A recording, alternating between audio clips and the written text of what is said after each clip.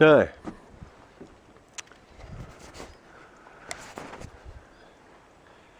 here we are in Paradise Bay. Now this is another Paradise Bay. Globally, how many Paradise Bays are there? I don't know. 20,000, I suppose. But anyway, this is one of them. So, Paradise Bay, and it's paradise. It's lovely. Now, with a 360, you say. Now, what do you say? It's like you're in a lake actually, because there's no opening to the sea at all. Well, there is, but you can't see it because it's like all enclosed. So this is a bay off a bay, which means it's kind of very secure, very safe anchorage. Sandy bottom, no risk of fouling the anchor. Don't want to do that. It's not sandy now. Well, it's a sandy bottom. The beach isn't sandy. The beach seems to be pebbly. Not that I'll find out, because I don't believe I'll be going ashore to the beach. However, anyway, what do you think of that now? That was it. I'll give you a better one so you can see yourself. So there we're looking east. That's east. And I'll take you around anti-clockwise, since I went clockwise before. And there's obviously south as the sun is, yeah. Here's a couple of dudes coming round the corner in a wee fishing boat.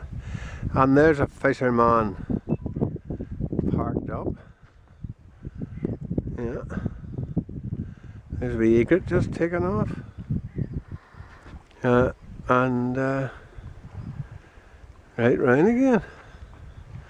Coming round, that's west. And it's absolutely gorgeous. It's probably very like Nova Scotia or somewhere. It's also very like Scotland. When we went cruising in Scotland many years ago on my father's boat, we would have went round the Kyles of Butte and Tignabrewig, a few other different places like that, and they were similar because the predominant tree is the pine, although it's a prettier pine than what we are used to. Wait till I show you. Now you see, wait till I show you. They're like pretty pines. You see, not the Norwegian spruce that we get, not like that, no. Anyway, zoom back in again. So, now I'll show you this too. When I show you this here, round that corner. Well, is it a corner by sea? I suppose it is. Right, round that corner, which you probably can just make out. It takes around the captain's restaurant and the wee floating restaurant that we have been to several times. Away in the far side of Akbuk. We went by road, of course. It really is quite idyllic. Now it would be very hard to see how this place could ever blow up, even in a real gale, because the sea would be a very short sea anyway. Look at this. Now any wind coming off land is not going to trouble you. And so from that way, west is totally safe. You're only 100 yards from the trees. South, you're 200 yards. East, you're 200 yards. Now the only slight problem you may have would be there.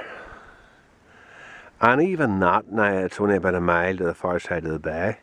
So what chance would a wind have of blowing up? Not a lot. It might blow up, but it's certainly not going to make very many waves.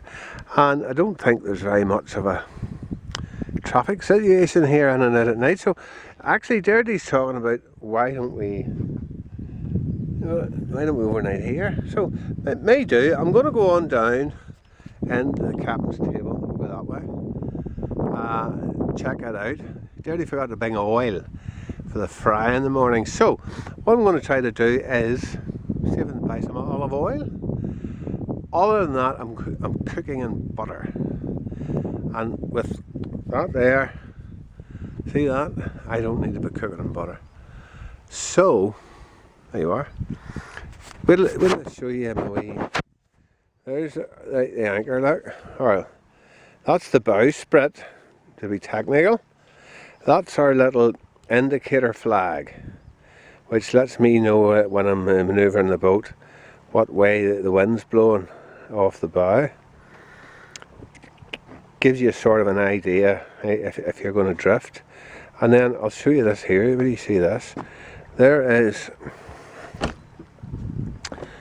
8 kilos of stainless steel anchor sitting in this plough anchor, sitting in the sand, and it hasn't bedded in because there's no pull on it. But if I was to back up, that would soon pull in. Oh, there's a couple of guys here. We'll get a wave. Yeah. And here's Dirty, look. Now we'll just show you this. There's the job I did the other day. That's well, some people call it a Christmas tree.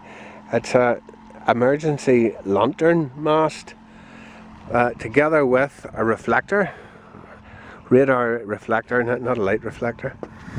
And then you've got your four lights. The top being the anchor lamp there. So that's what you'd burn at night, just it on its own. There's 4 individual switches inside to turn them off, on, off, on. And they mean various things, like, well, if this is lit at night, it's an anchor light, it means the boat's stationary. If you're fishing at night, you light up these two, red and white, red over white. If you run aground, white over red. If the skipper dies, hopefully not, but if the skipper dies or piracy or otherwise in peril, you light up the 2 reds. And that basically is the code. So there you are. There's the hatch. Now that wee hatch has been a godsend because we sort of pass everything up through it. And we see where, if we can see where Dirty is. There she's there, now, checking out her phone, as usual. And anyway, so she passes me everything up there instead of me having to carry it up when I'm coming. So yeah, what do you think of that? There's so we're just gonna actually head off again now and round the captain's restaurant. See if we can catch up a bit of olive oil. Alrighty, there we go.